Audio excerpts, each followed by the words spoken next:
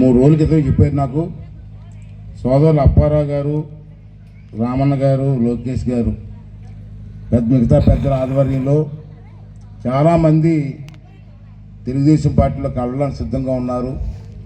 మరి మీరు తప్పనిసరిగా రావాలని చెప్పి నాకు కోరారు. తప్పనిసరిగా వస్తాను. ఎందుకు రాను? నర్సీపట్నం నాదయ్యా, మీతో పాటు నాది. మన ఊర్లో మంచి పండగ జరుగుతుంది కూడా, ఎందుకు రానని చెప్పి నేను రావడం జరిగింది. చాలా సంతోషం. వాళ్ళందరికీ కూడా మనస్ఫూర్తిగా తెలుగుదేశం పార్టీ తరఫున Avira Women's Day special offer 50% off on IUI IVF valid till 8th March. నా తరఫున చంద్రబాబు నాయుడు గారి తరఫున కూడా వీరందరికీ కూడా మనస్ఫూర్తిగా ధన్యవాదాలు తెలియజేస్తున్నానండి. మరి వీరితో పాటు చాలామంది కార్యకర్తల నాయకులు కూడా జాయిన్ అవుతున్నారు. వారికి కూడా మనస్ఫూర్తిగా నా ధన్యవాదాలు తెలియజేస్తున్నాను. సోదరులారా, చాలా విషయాలు పెద్దలు మాట్లాడారు. నేనేమి కొత్త కాదు. రైతులు కూడా ఉన్నాయి. చాలా చెప్తాను. మీ పొలాలు పాస్ పుస్తకాలు ఉన్నాయి కదా, పాస్ పుస్తకాల మీద ఎవడ బొమ్మ ఉండాలమ్మా? మా తాతతో మా నాన్నతో ఉండాలా. అంటే భూ ఇచ్చింది ఎవరు? వాళ్ళు కదా. ఈడు బొమ్మాయి ఇచ్చినా కొడుకు ఈ అని కూడా తెగింపేలాగా. మా తాత ఇచ్చిన భూమి పుస్తకం మీద ఈడు బొమ్మ అయితే దిక్కుమాలిన కొడుకు. ఇప్పుడు కొత్తగా ఇంకోటి వచ్చింది బాబు, సోదరులు ప్రెస్ వాళ్ళు మీకు కూడా రాయాలా? అమ్మ మీ పొలాల చుట్టూ సర్వేరాలు వేస్తున్నారు తమ్ముడు, ఉన్నాయా లేదా? మీ పొలాల చుట్టూ సర్వేరాలు ఉన్నాయా? అప్పుడు పెద్దలు ఎందుకు ఇస్తారంటే సర్వేరాలు హద్దులు. ఈ భూమి అందరా, ఈ భూమి ఆల్దురా అని హద్దులు వేసాం. ఆ సర్వేరాల మీద కూడా ఈ బొమ్మ దిక్కుమాల బొమ్మ అమ్మ, ఈ ఫోటో రౌండ్గా ఈడు బొమ్మ ఏంటమ్మా? మన భూమి సర్వేరాల మీద ఆడి బొమ్మ ఏంటి? మళ్ళీ కొత్తగా నిన్న ఇవన్నీ రూల్ పెట్టాడు. మన దగ్గర డబ్బులు ఉంటాయమ్మా. ఏ స్థలం కొనుక్కుంటాం, అరెకరాల స్థలం. అరెకరాల స్థలం మీద 5 రోజుల జంక్షన్లో రిజిస్ట్రేషన్ ఆఫీస్ ఉంది. ఆడికి రిజిస్టర్ చేసుకుంటాం. వాళ్ళు మన కాగితాలు, రిజిస్టర్ కాగితాలు ఇస్తారు. ఇప్పుడు ఎవడంటాడు ఆ రిజిస్టర్ కాగితాలు ఆడితో తీసుకుంటాడట, దాని తాలూకు జిరాక్స్ కాపీలు ఇస్తాడట. జనరేటర్లో డబ్బులు ఆగిపోయిన డబ్బులు లేవనేదారా మీ గవర్నమెంట్ దగ్గర? లిఫ్ట్ ఆగిపోయింది, ముసలి పైకి వెళ్ళలేకపోతున్నారు. నాకు చెప్పారు, వెళ్ళి చూశాను. ఏమైనా సూపర్ ఏంటంటే లిఫ్ట్ బాగు చేయడానికి డబ్బులు లేవు సార్ అంటున్నాడు. ఇదేంటి గవర్నమెంట్? ఏళ్ళు మాట్లాడేది సార్? సమాధానం చెప్పు. వీడియోలు తీసుకుని మాట్లాడు కదరా, స్టేజ్ మీదకి రా. నేను స్టేజ్ మీద ఉంటాను, నువ్వు రా నా పక్క నుంచి మాట్లాడు. నేను చెప్పింది నేను చెప్తాను, నువ్వు చెప్పింది చెప్పు. ఏం పురుషో చెప్పు, నేనేం పురుషుని చెప్తాను. లేదా నువ్వేం పీకో చెప్పు, నేనేం పీకేని చెప్తాను. ఏంటి మాట్లాడతాడు? చిన్న పెద్ద లేకుండా నా వయసు ఎంత, నీ వయసు ఎంతరా? ఏంటి మాట్లాడతాడు? మా తాతల్ని, లచ్చాపాదుడి గారిని, వరాలదారు గారిని విమర్శించే వయసు రాదు ఇది. నువ్వేంటి, నేనేంటి? అప్పుడు ఎమ్మెల్యే చేస్తున్నా ఆమె జ్ఞానం లేకపోతేగా. చిట్కో ఇల్లు అండి, చూసారా? ఎవరైనా చిట్కో ఇల్లు ఎప్పుడు చూసారా? మీరు ఎవరైనా చూసారమ్మా? బలిగట్టు ఉందారా? ఎన్ని ఇళ్ళే? 2300 ఇల్లు ఇచ్చాను. 2300 ఇల్లు ఇచ్చాను. 1915 మందికి ఇల్లు ఇచ్చాం. ఇల్లు చూస్తే అపార్ట్మెంట్లో కట్టించాను, బ్రహ్మాండం కట్టించాం స్థలం ఇచ్చి చంద్రబాబు నాయుడు టైంలో. ఈ రోజుకి వచ్చి ఇవ్వలేదమ్మా ఇల్లు. ఇళ్ళన్నీ పాడైపోయాయి, కారిపోతున్నాయి, స్లాబ్లు లొంగిపోతున్నాయి. ఆ రోజు ఎలక్షన్ ముందు ఈ చెత్త నా కొడుకును ఆడెవడు సైకో నా కొడుకు వచ్చారు కదా ఎలక్షన్ ముందు, వచ్చి మీటింగ్లు ఏమన్నారమ్మా? మీరు లోన్లు కట్టద్దు, అజయన పోతులు ఇల్లు తెచ్చాడు కానీ బ్యాంక్ లోన్ ఉంది, దాని మీద నాకు ఓటు వేయండి, బ్యాంక్ లోన్ అంతా మొత్తం నేనే కడేస్తాను అన్నాడు. మరి సాగ తీసుకుంటా నేనే కడేస్తాను. మరి ఏం చేశారా 5 సంవత్సరాలను? పైసలు కట్టారా? మొన్న నా దగ్గరికి వచ్చి అంటున్నారు ఆడవాళ్ళందరూ, బాబు ఆడు కట్టలేదు, మేము నమ్మి ఓటేస్తాం, ఆడు వడ్డీ బ్యాంక్ లోన్ కట్టలేదు, ఇప్పుడు 90,000 వడ్డీ అయిందంట. 5 సంవత్సరాలు 90,000. ఇదండి కట్టడం, ఇదేంటి మాట్లాడడం. మళ్ళీ నన్ను అంటాడు, నన్ను వీడియో రిలీజ్ చేశాడు. ఆ ఇల్లు మీదట, ఇల్లు నేను తెచ్చాను ఒప్పుకున్నాడు. ఆ ఇల్లు మీద 10 కోట్లు నేను తినేసానట. 10 కోట్లు. ఇప్పుడు వాడుకోనా కొడక డబ్బులు ఎక్కడ ఉంటాయని తెలిసి ఎక్కడి నుంచి వచ్చేది తెలిసి నీకు? అది గవర్నమెంట్ డబ్బులు రా, మేము తీసి ఇష్టం వచ్చి తీయకూడదు. ఆ కాంట్రాక్ట్ ఎవరురా? టాటా కంపెనీ వాళ్ళు, కాంట్రాక్ట్ పెద్ద కంపెనీ వాళ్ళు.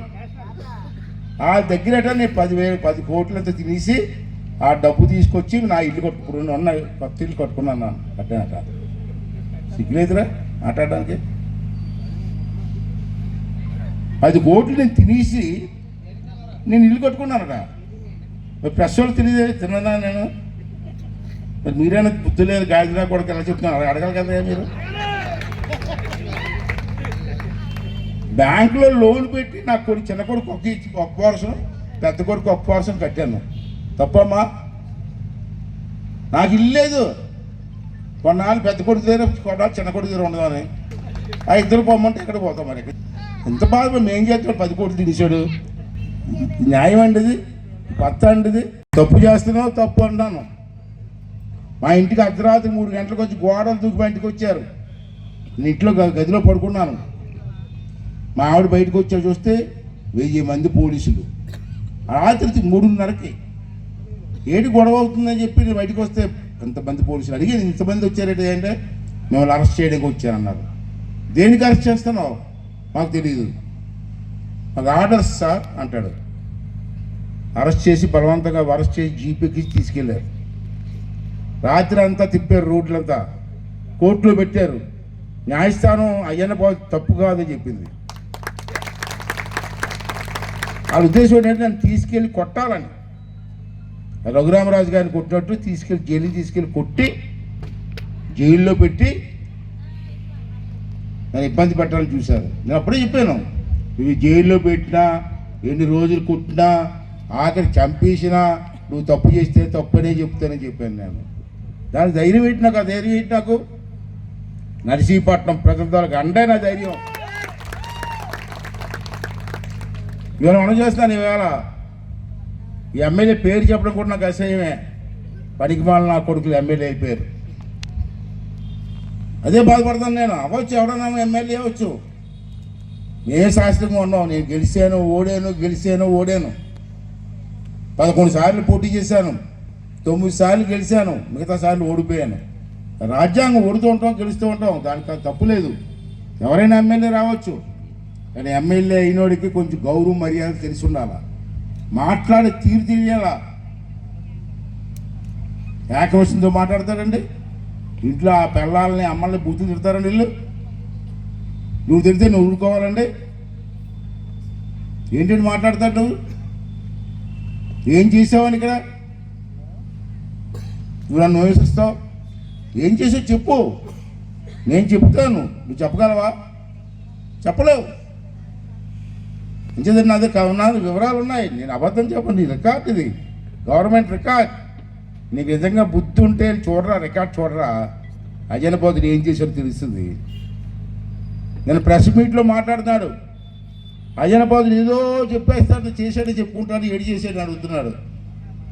పనికిమాల సన్నాసిన కొడక నీకు ఏట్రా తెలిసి అడుగుతున్నాను. నేను ఎమ్మెల్యే అయితే అప్పుడు నర్సీపట్నం డిగ్రీ కాలేజీ లేదు తెలుసా? మీకు అందరికి తెలుసు కదా. మేము చదువుకోవాలంటే, మన పిల్లలు చదువుకోవాలంటే అనకాపల్లి కానీ కాకినాడ కానీ విశాఖపట్నం చదువుకునే పరిస్థితి ఉంటే, నేను మొట్టమొదటిసారిగా ఎమ్మెల్యే అయిన తర్వాత ఎన్టీ రామారావు దగ్గరికి వెళ్ళి, తమ్ముడు నీకు ఏం కావాలంటే నర్సీపట్నం డిగ్రీ కాలేజ్ పెట్టండి అన్న అడిగాను నేను. ఆ రోజు వచ్చింది డిగ్రీ కాలేజ్ నర్సీపట్నం దగ్గర, అల్లూరు సీతారామరాజు డిగ్రీ కాలేజ్ దగ్గర. ఇవాళ ఆ డిగ్రీ కాలేజ్ పెట్టడం వల్ల కొన్ని వేల మంది కుర్రలు అమ్మాయిలు చదువుకున్నారు. నీకు తెలియదురా? నువ్వు పెట్టావు, మీ బాబు పెట్టావు, మీ తాత పెట్టాడు. అది రికార్డురా. అజనబాద్ బతికున్నా చచ్చిపోయినా లేకపోయినా ఎప్పుడైనా సరే రాబోయే రోజుల్లో 20 సంవత్సరాల తర్వాత నీ కాలేజీ ఎవరు కట్టాడరా అంటే అజనబాద్ని కడతారన్నా కానీ పెట్టల గణేష్ కడతారని ఎవరు చెప్తాడరా? సిగ్గులేదురా మాట్లాడడానికి. ఆ పక్కనే ఉంది ఇంకోటి అజనపాలెం పక్కనే.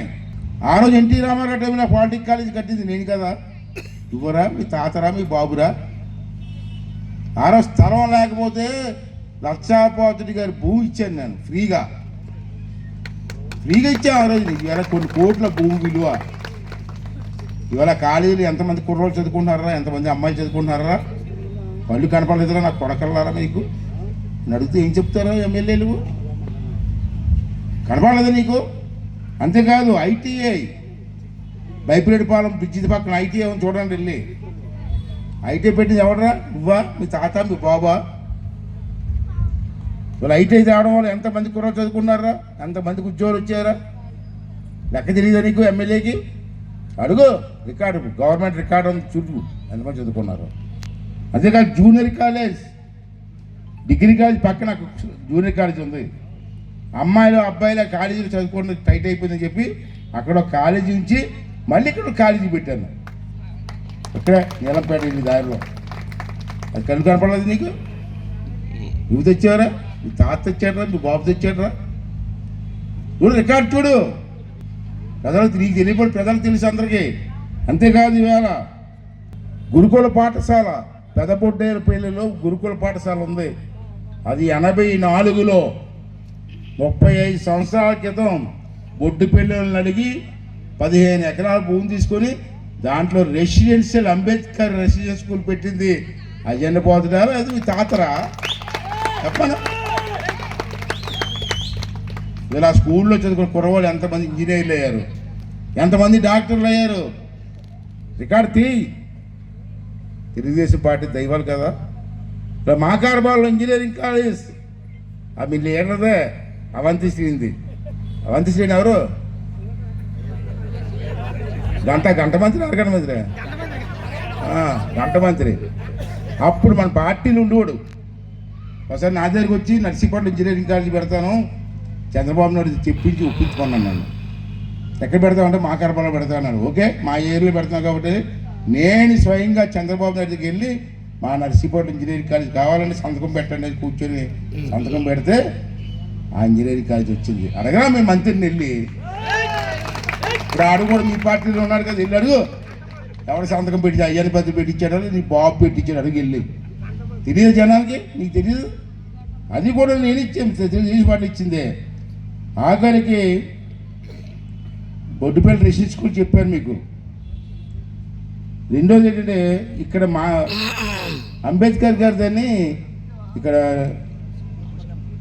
అంబేద్కర్ మన కోర్టు బిల్డింగ్ పక్కన స్కూల్ ఉండదు. అదే బాలయ్య గారి పేరు పెట్టాం. సోషల్ వెల్ఫేర్ బాలయ్య గారి పేరున గురుకుల పాఠశాల పెట్టాం. అది కూడా నేను తెచ్చిందిరా బాడుకోరా.